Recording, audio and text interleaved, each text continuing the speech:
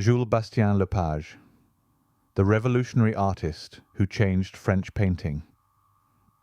Each morning, crowds would gather around the canvas like pilgrims drawn to a sacred site. The painting hanging in the salon drew viewers into heated debates that echoed through the grand halls of the Palais de l'Industrie. Arguments erupted spontaneously among spectators and critics alike, their voices rising and falling in passionate discourse. Some condemned the work as too stark, too brutally honest, lacking the elevated purpose and noble sentiment they expected from great art. These traditionalists saw only harsh reality, where they demanded beauty, finding the unvarnished truth somehow offensive to their refined sensibilities. Yet others recognized something profound in what they witnessed. They sensed they were seeing the harbinger of something entirely new, a revolutionary way of painting that masterfully bridged the technical excellence of academic tradition with the bold sensibility of the modern age. Among the most perceptive observers stood Émile Zola, the great naturalist writer whose novels had already begun transforming French literature. With the keen eye that made him one of the era's most influential cultural critics, Zola studied the controversial canvas and declared with characteristic conviction, "He has the hand of an old master, but the eye of our time." These words, spoken by one of France's most respected literary voices, would prove prophetic. Zola had recognized in this young artist something that escaped many of his contemporaries, a rare fusion of classical skill with contemporary vision that would reshape the very foundations of French painting. Almost overnight, Jules Bastien-Lepage became the talk of Paris. The transformation was as swift as it was complete.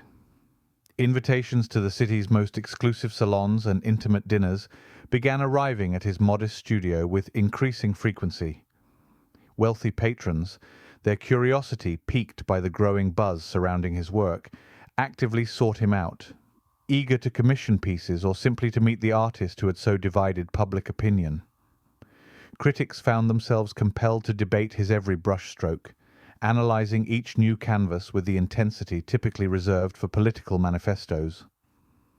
Fellow artists, some burning with envy at his rapid ascent, others genuinely inspired by his innovative approach, gathered in cafes and studios to dissect his techniques, attempting to understand the secret behind his revolutionary style. The postal clerk's son from the remote village of Damvillas in Lorraine had achieved something remarkable. In just a few short years, he had transformed himself from an unknown provincial into one of the most influential and talked-about painters in all of France.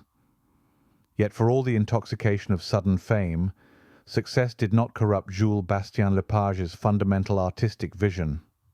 While many successful artists of his generation moved to grander quarters in fashionable districts and adopted the luxurious lifestyles their newfound wealth afforded, Jules made a different choice. He maintained his simple, unadorned studio, a workspace that reflected his commitment to honest craftsmanship over ostentatious display. More tellingly, he continued to return frequently to Damvillas, that small village where his artistic journey had begun. There, in the familiar fields of his childhood, he would set up his easel among the very landscapes that had first taught him to truly see. The contrast could not have been more striking. While Paris society celebrated him in gilded salons, he found his greatest inspiration in the honest labour of rural life, capturing with unprecedented clarity the dignity of peasant farmers and the subtle beauty of agricultural landscapes. In a letter to his father that reveals both his gratitude and his wisdom, Jules wrote with characteristic humility, "Paris applauds me now, but it is our village that taught me to paint truth." These words illuminate the core of his artistic philosophy. Despite the accolades and recognition flowing from the sophisticated art world of the capital, he understood that his greatest teacher had been the unvarnished reality of rural French life. The fields, the farmers, the changing seasons, the honest struggle of daily existence, these had been his true academy.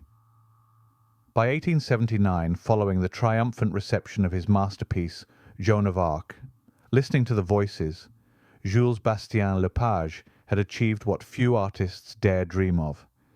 He stood firmly at the pinnacle of the French art world, occupying a position made all the more remarkable by his humble origins and relatively brief career. Speaking of the challenges and triumphs that define every artist's path, these timeless struggles and victories are exactly what we explore in depth in our comprehensive new guide.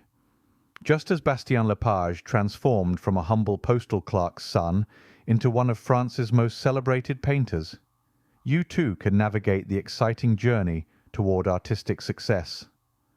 We're thrilled to offer you our brand new ebook, Preparing for Success as a Painter, at a special introductory price.